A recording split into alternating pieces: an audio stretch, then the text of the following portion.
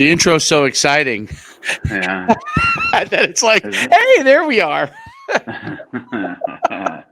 Oh goodness, I can't even hear it. I mean, I'm muted when it's going on, but it looks good. It looks cool. Yeah. It's like all kind of music is pumping you up, and then boom, there Oh, we really? are. Yeah. Oh, yeah. Quiet and Quiet. Yeah. sleepy on a Monday afternoon. I don't know. Should we have underlying music in the background? Maybe that Nah, could be. it'll put people to sleep, I think, I think unless it it's will like too. Metallica or something. It's got to be Yeah. something upbeat. But so yeah, we're gonna get into parity in college football today. I'm gonna try not to tick off any more quarterbacks too. I ticked off Caleb Williams this week. Um, Oh.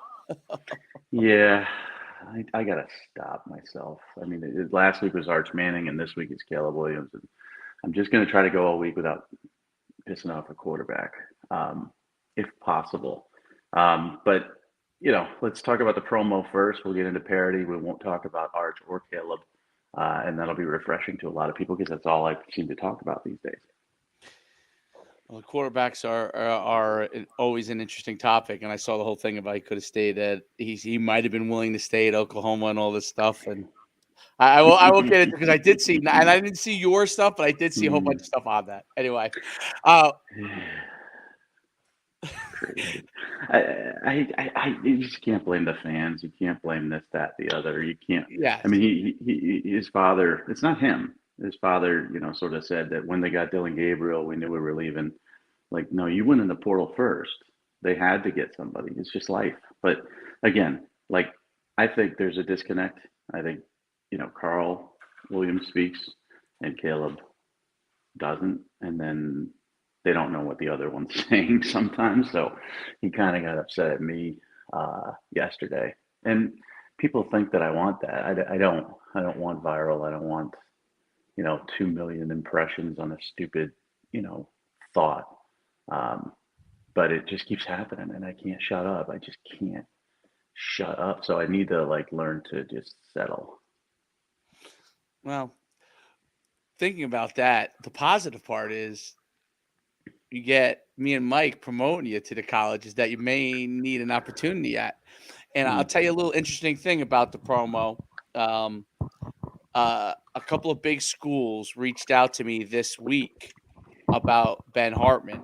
So um, I have to follow. They're trying to just. I don't know if they think that I'm his coach or something, but I wasn't sure about that. But however it's working, they reached out to me. They wanted to ask a couple questions about him. So I'll be glad. I said I'll be glad to answer what I know from watching the film and stuff. But that's the whole point of the promo, right? We meaning me and you don't care how the colleges find out about it or what it does. In the fact that it's so positive, it's such an entrenching thing all over social media because of our following that we know it's going to get to them, and then it's a matter of, hey, we want them to have that conversation, to ask that question. What is it you think about him? You guys watched the film on him. Obviously we watched him pretty in depth, and we like a lot about him. And we want to do more and more and more like that for players, and the guys that have done our 6-month promo are really starting. They're in, I think, month 2. I think most of them. Yep. They're really starting to get that traction leading up to their preseason, and that's what we want. And that's the whole point of our stuff is out there. Mike's, he does a really positive evaluation on things that he thinks you do well. I do in my own different way. And Mike's is a lot more on the film. I'm taking clips and different things. But the point is that it really, really does a great job of highlighting what you do. And that's what I like about it. And our goal is that the coaches see it, the guys who make decisions on this stuff see it, take a look at it, which is what's happening because of our following. And then they're going to make the decision, obviously, ultimately, on what they like and don't like. But we're always glad, I'm always glad to answer questions, from what I saw, and then go from there. But that's what it's all about. When I got those coaches that reached out to me, I said, that's exactly what it's about. They're going back and forth. They've seen a few things on them. They want to know more. Yeah, and we did Hartman last week. So that extra, he did the one time, a couple months ago, and got some interest. He got some FCS level offers and stuff like that. And then the second time, now it's growing a little bit more. And then the third time, so what I did with his film is I cut up a minute originally, and then I cut up a different minute for the second one. And some kids ask you why don't you do 6 minutes? I'm like, no one's watching anything for 6 minutes. I know your huddle film is 6 minutes and 50 seconds or whatever, and that's great. That's fine. Keep doing that. That I don't mind. Just make sure you front load your best plays, because coaches are going to watch about 6 plays, maybe 5, and then they're going to see if they want to continue to watch. And if I do 6 minutes on you, it's not going to do you any good whatsoever. No one's going to watch the full 6 minutes. So with the 6-month program, you get to put out something at first, and then you get to put out more. And then I already talked to him. Next month I'm going to put out some, some camp stuff, not huddle film. It's going to be, camp stuff, lifting stuff, agility stuff, some drills, Oklahoma drills and stuff like that he's done and worked on. And then as we get into the season, then we can start with new film. The other cool thing that happened is I haven't done this evaluation yet, but there's a QB in Pennsylvania that I'm doing, and I followed him on Twitter, and his dad said it made his day. He's like, I think he's a rising freshman, but his dad, pointed out to me, like, you absolutely 100% made his day. Like, the kid was walking on air all day, and I'm like, because I followed him? And he's like, yep. And I said, wow, that's pretty cool. I mean, that's probably worth the one-time promotion in and of itself. If nobody, does anything, you get that. Because I didn't know that was a thing. I didn't know that was like a real fun honor for kids to have somebody verified who follows you, who's been around doing this for a while. So that was neat. And I was actually not having the best day in the world because of the aforementioned quarterback issue. And that kind of brightened my day a little bit. It's like, oh, well, at least I made someone else's day better while everybody's just absolutely pissing on me. Well, I'm glad that happened. And I think, quarterback that you mentioned, he was at last year, not this year, one of the 7-on-7 tournaments that I run, big tournament. And I had spoken with his father. Actually, this is how relationships are built. He had spoken at me. There was something going on at the tournament, and I was running the tournament, and he had spoken to me there at that tournament. So what happened was he had saw the promo and remembered that we had talked and was like, oh, yeah, this is the same person. So I thought that was really interesting because he had asked me, he's like, yeah, I was at the tournament talking to you. And I was like, yep. So, that's why you never know who you're going to talk to. In No. anything. And the other cool part about it is, like I'm dealing with this one side of things, Arch Manning doesn't need promotion. He hasn't needed promotion since he was born. Caleb Williams needed it when he was in 9th grade, and then when he became a 5-star by his junior year, obviously nothing needed, 50 offers.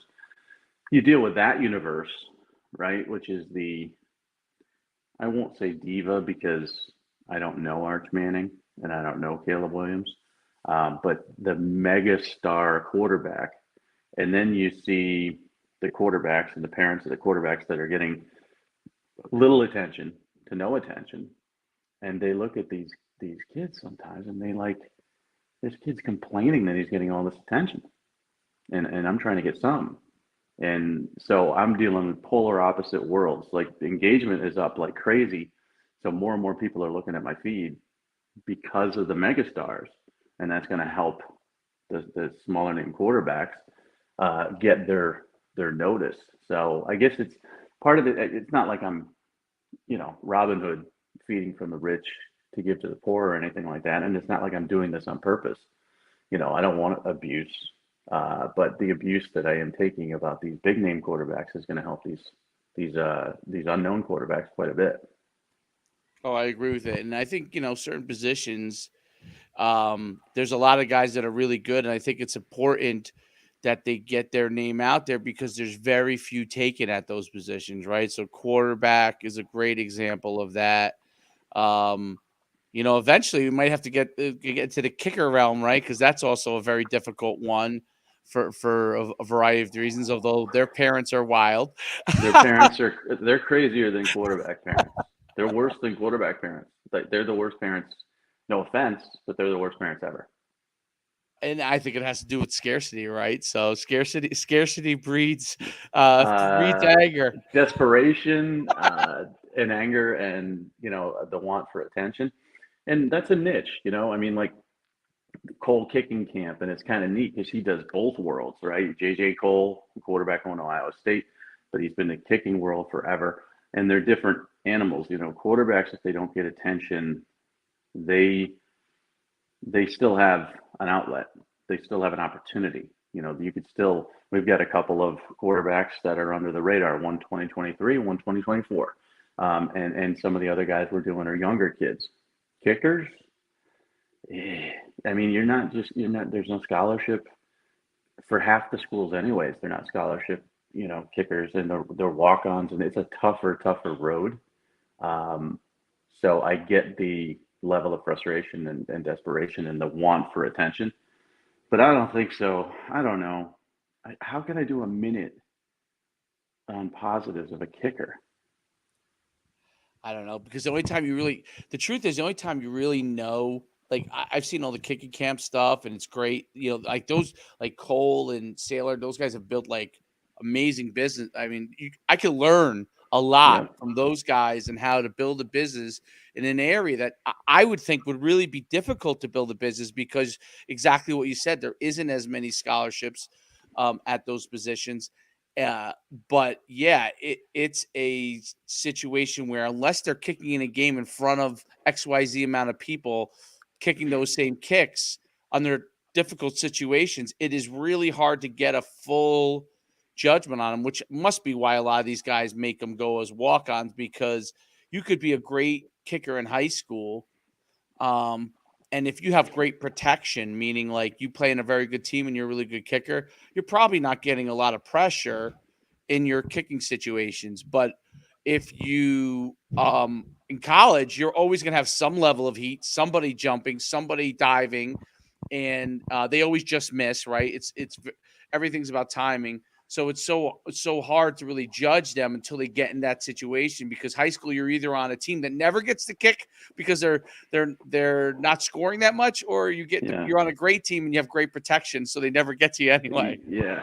I will give some advice though to kickers and punter and not long snappers, but kickers, kickoff specialists, kickers, punters. So this is how I could do a minute, and I think it's really something that they don't do and they should do. The athleticism of a kicker and punter is extremely important, and it's very, very underplayed when I see kicking film. I see extra points. I see, 50 yarders in practice. I see this, that, and the other. I'm going to draw it. I'm going to fade it like they're golfers.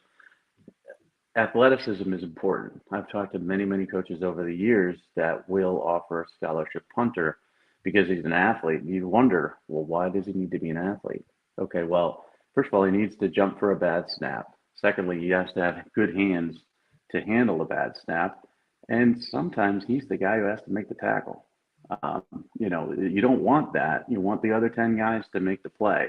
But as a kicker and as a punter, you better be able to work in space and move and shift, because that could be the differentiator between a kid who's kicking, 45-yard punts with an average hang time the same as another kicker with the same average, and one's, not athletic at all, and the other one is an athlete and can move. They're going to take the kid who can move. And that's something I learned really, really early. Like late 1990s, one of my original coaches that I dealt with was a special teams coach. Um, and I never knew that. Never. Just as a football fan, I never knew that they looked into the athleticism and all that stuff. So from there, every time I got kicking film and it was missing that element, it was different from what he had seen and looked at. I was always curious why kickers don't do that. That's an interesting point. Now, punter, I always assumed that would be the case because bad snaps, you got to feel it. Sometimes you have to do a fake, like it's not often, but when they need it, they need someone who could do something Right, there. Your guy cannot be a zero threat to do something. So right. he has to. So I see a lot of times these guys who are ex quarterbacks that are punters in college, but they weren't quite good enough to be a Division I punt. I mean, a quarterback, but they had that leg and they were a really good punter, and they end up being a punter in college, right? And I think, but kicker, that's an interesting. I never realized that on kicker because of the fact that they have to tackle sometimes. Like that's right. That has to be the worst thing. Guy breaks it in the open. The only person left is a kicker, and he has no chance of tackling him. That's 7 Well, points guaranteed. and the guys like C.J. Spiller, who's returning the kicks. He's a 10, 100-meter guy. So they don't expect you to run a 4.3, but they expect you to be able to slow him down, trip him up, do anything to get in the way. And that takes some athleticism. And, the other part about it is, Danny White was one of my favorite players growing up. And he was a quarterback at Arizona State, and he could also punt. And the Cowboys were extremely dangerous because he was their punter, but he could throw, he could run, he could do a lot of different things. And Tom Landry sort of gave him the go ahead and said, if you see an opening, go. Which Tom Landry was a very controlling person, disciplined, but he let him make that decision. Now, I don't think college coaches are going to do that, but when you talk about punters, not all fake punts are planned. It could be a bad snap. It could be off schedule. It could be somebody coming in free. You have to be able to move around and have vision and all that stuff too. So I could do a minute on kickers and punters, but it couldn't be just, look at his foot. He's got a strong leg. The way he explodes into the ball, blah, blah, blah. I can't do a minute on that, but I could do a minute on them as a complete athlete as a kicker. And that's a huge difference for colleges. It just really is. And I'm not here to give kicker advice. I think I mentioned on the last podcast my thoughts about kickers.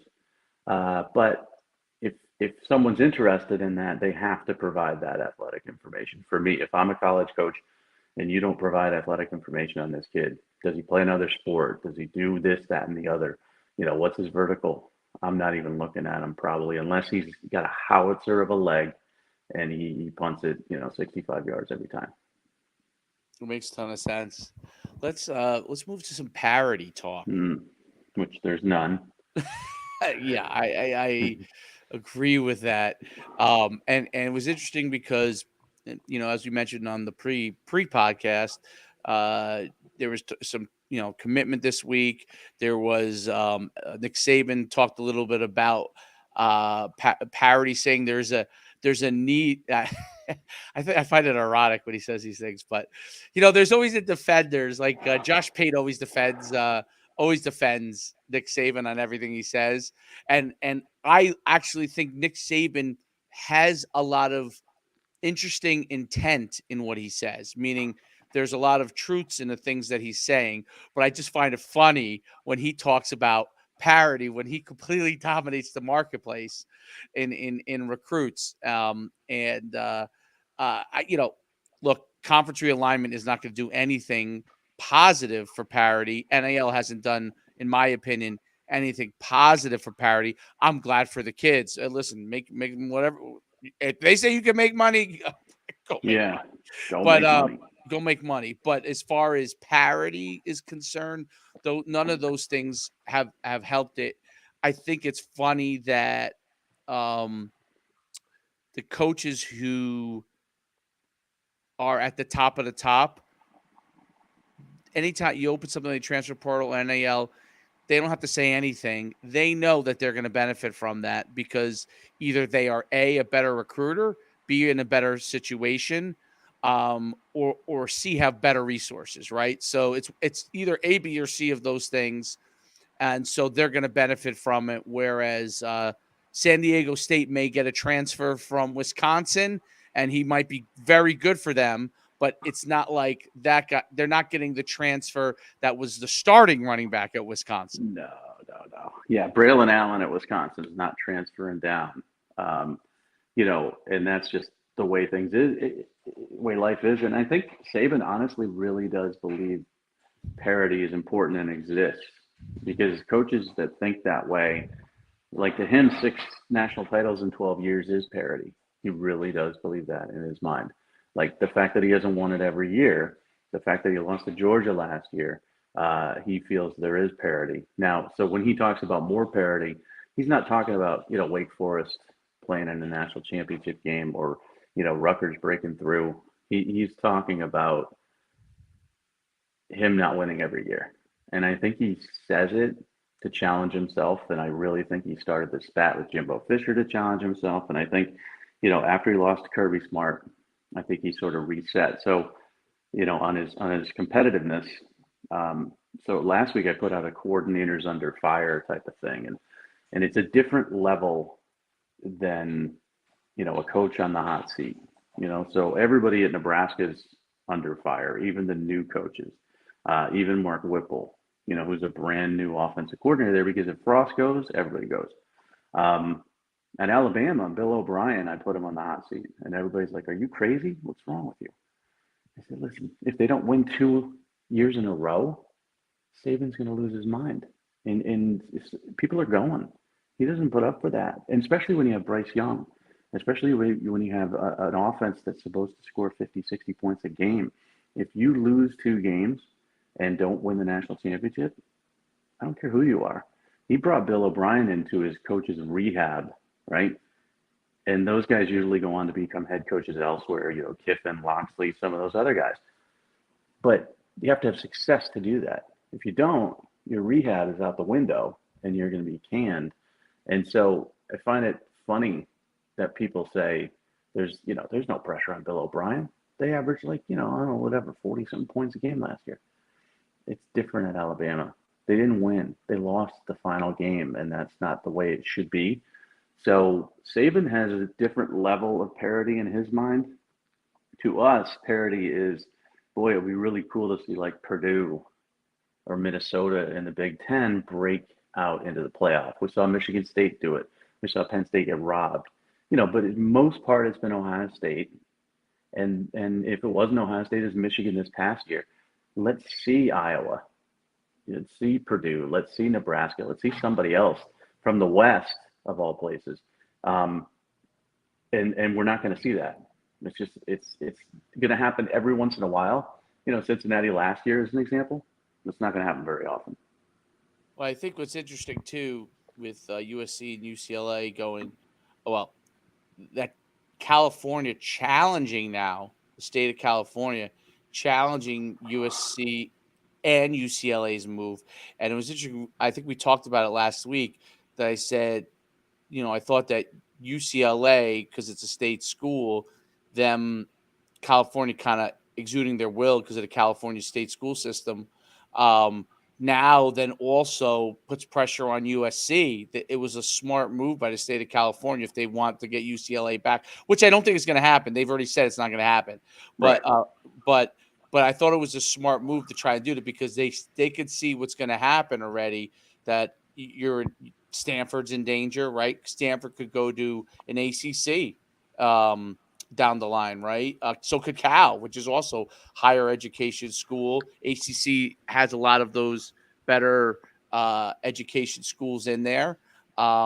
You got your Dukes and the Carolinas and all those kind of schools. They all think of they are very good. Virginia, they all think of themselves that way. If they're going to save the ACC, that's what they would want to do to save it, in the long run. So I think that they're very worried about that, and they were hoping to put pressure on UCLA. But that's an example of why does UCLA and UC have to go to the Big Ten in their minds, right? Because they know that if they're stuck in a Pac-12 with not as much money, not as much resources, they can't pull transfer guys. They can't spend enough money on NIL, even though USC probably has endless donors. But in the long run, meaning 5 years from now, if they're only getting $3 million, whatever, $30 million a year versus whatever you could get, $80 million from another conference, it's a big difference. So they can't spend as much, and that's what the issue comes down to. Why UCLA and USC have to move at this point.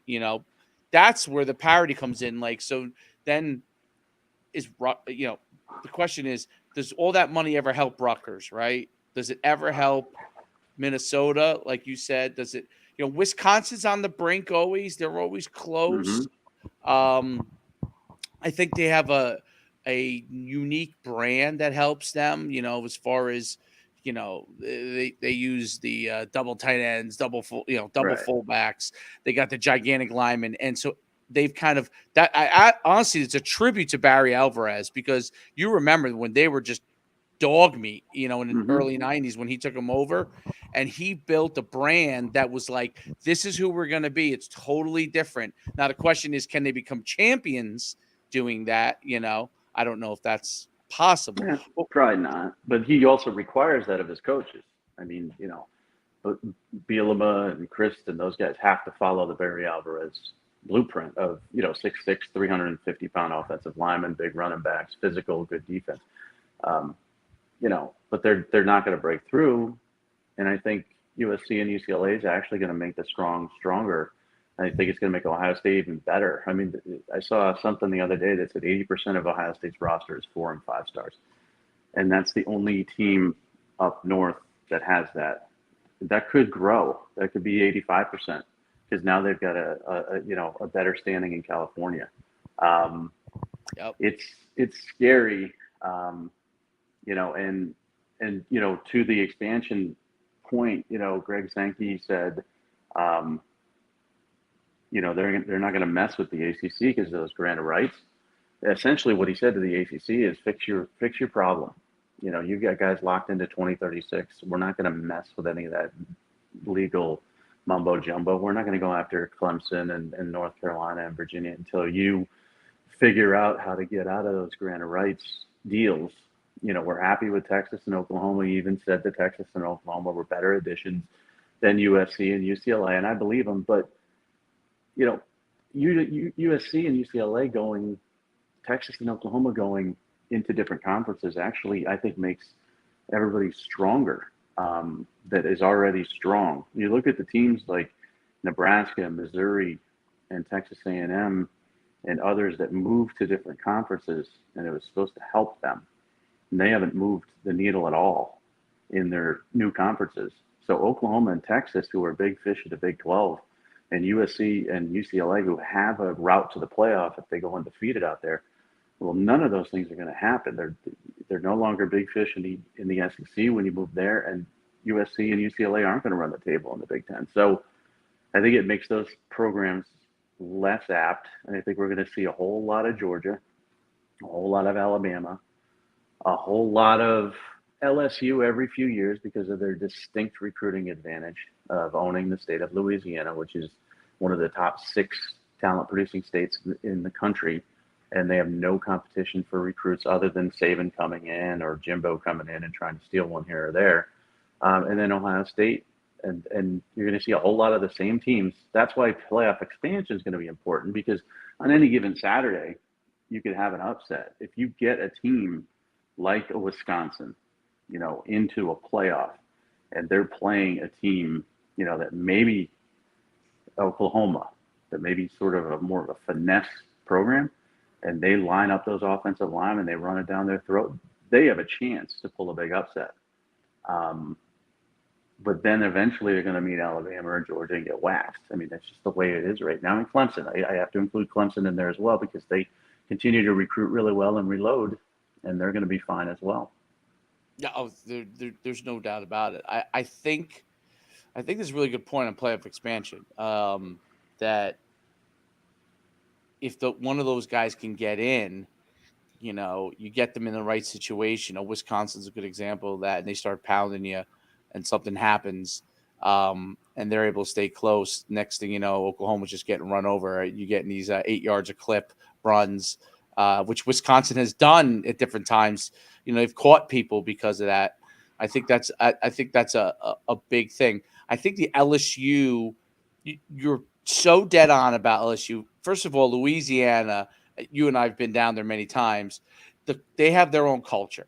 So I think LSU has not just a competitive advantage, because I remember the first time I ran a camp there, I couldn't believe how many guys broad jumped no, it was vertical jumped over 35 inches. I was in shock how many times we had to move the thing up.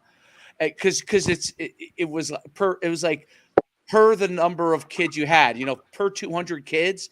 I was shocked at how many kids went over 35. And we actually checked it a few times. Like, did we do the settings wrong? Yeah. Kids were just leaping through the roof.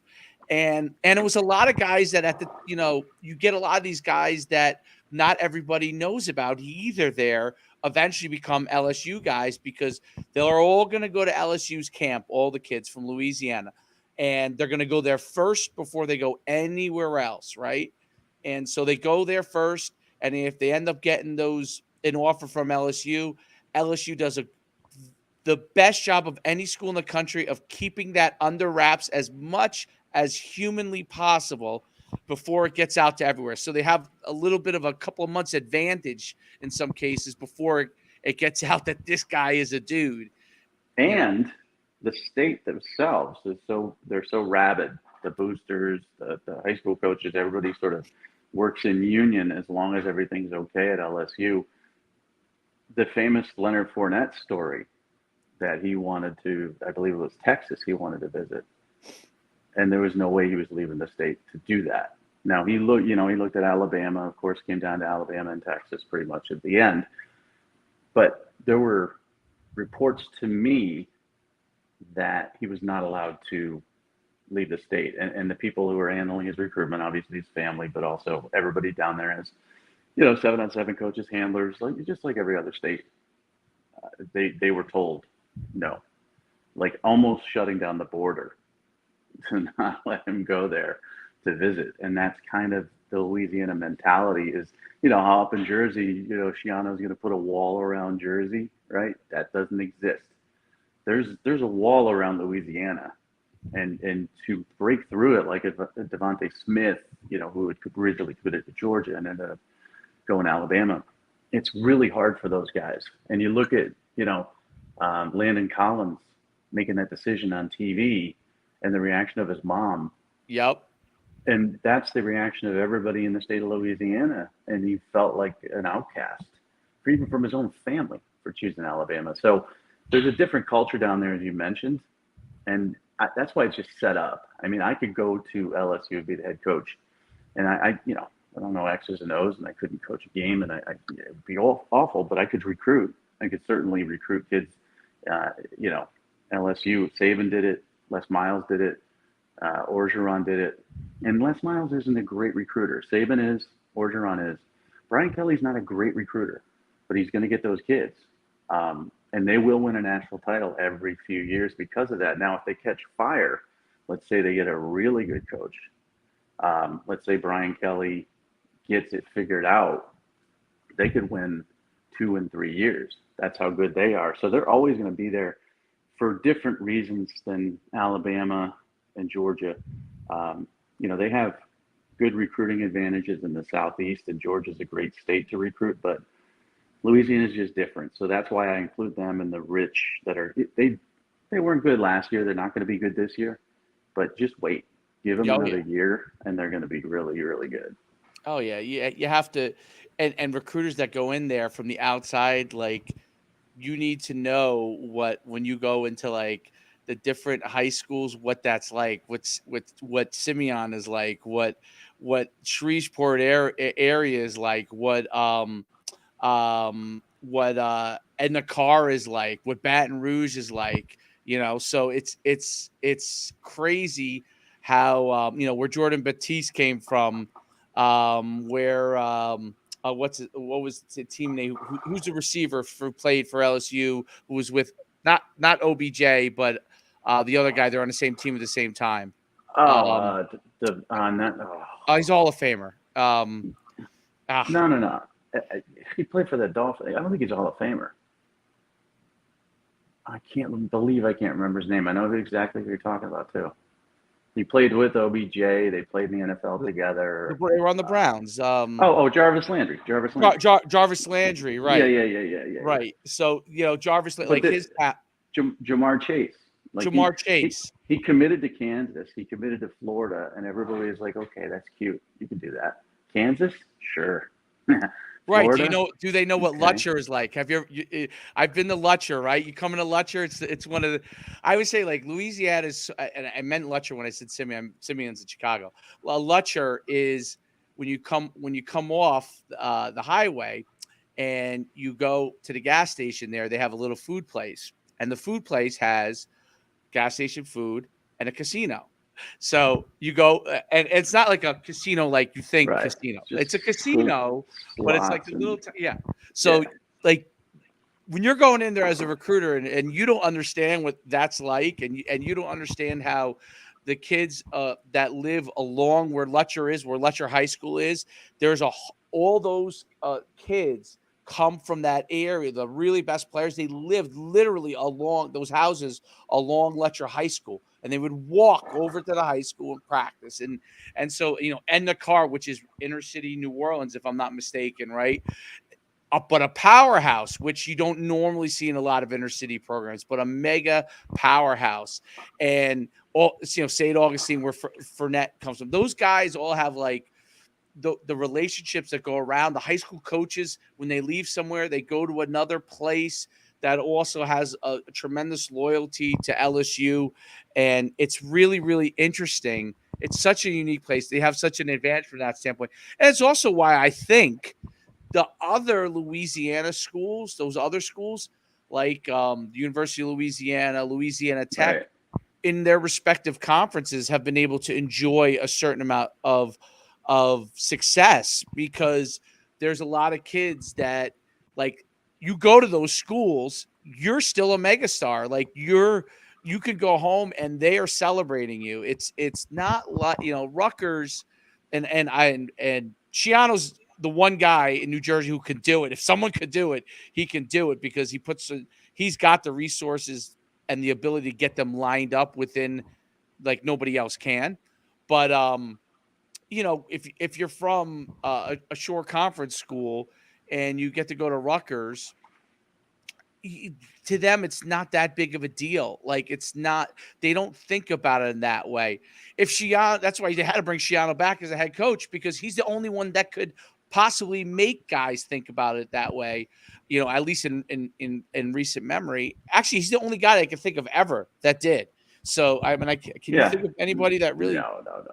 I mean, the guy in No. the I mean, '90s was close, because he had mm, Ray Lucas and he had the quarterback Forte. They were both very good quarterbacks. He was like a quarterback. I can't even remember his name, but he recruited me when I was high school. But they were close, but it was really like close in a sense that he got in some excellent players in certain positions like quarterback, which won them games, no doubt. But not like Shiano's been able to get like kind of a full breath. And I'd love to see. Listen, it would be great if Purdue or Rutgers yeah. and Iowa could do it. Iowa's been close, but Mm. Iowa always has an issue when it comes down to speed. I think is And always the quarterback play, they don't do well at quarterback play. And back to New Jersey. I mean, you can get good players, but the Jabril Peppers of the world, they're always going to leave. They're just going to. I mean, he never ever looked at Rutgers. Never. It was Stanford originally, then it was Michigan. He was not going to go to Rutgers. And there's other guys like that have been really big stars in the state of New Jersey. Whereas Louisiana, if a kid leaves, it's a Landon Collins leaves, it's a shock. It's a shock to even his family. So LSU is in good shape. Brian Kelly, be careful what you wish for. I mean, he wanted to have free reign in recruiting. Marcus Freeman showing you can recruit better at Notre Dame than Brian Kelly did, but Brian Kelly's the all-time winningest coach in Notre Dame history, so he's got a really high bar to get over. But Brian Kelly's got to recruit like Ed Orgeron did. He's got that 2019 team in people's minds, and that's what they're expecting and looking for. And if he doesn't reach that, then he could be. I mean, he's got a guaranteed $100 million and 8-year deal, but whatever. But he could be bought out in 3 years. So that's the danger of the big time programs. But and you look at the playoff. Michigan State is kind of an outlier. Washington's an outlier. Cincinnati's an outlier. They made the playoffs. but it's really mostly the same teams every year, and I don't think that's going to change no matter what happens. Maybe we get some upsets this year. I mean, Georgia is going to be loaded, but there's Kentucky's a really good team in the East. Maybe somebody can unseat Saban out west. Maybe Ole Miss or Arkansas or Texas A&M, but really right now I could pencil in Georgia, Alabama in the SEC title game, and I don't think there would be anybody that would object. I agree with you. There's no doubt about it.